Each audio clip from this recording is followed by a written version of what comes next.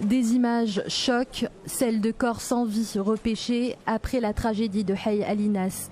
28 personnes sont mortes noyées dans cette unité clandestine de textile, submergée d'eau suite à de fortes précipitations à Tanger. Les victimes se sont retrouvées prises au piège. Il a commencé à pleuvoir. La porte était fermée et l'eau a commencé à s'introduire peu à peu dans l'atelier. Mais tout a basculé en l'espace de 30 secondes. L'unité était brusquement submergée d'eau, avec une intensité et une puissance incroyables. On m'a dit que ma fille était en vie. Mais en arrivant ici, c'est le choc.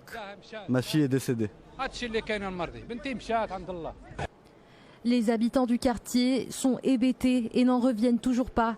Malgré une intervention rapide des éléments de la protection civile et de la police qui dégagent les eaux depuis plus de 8 heures, les dégâts sont toujours visibles.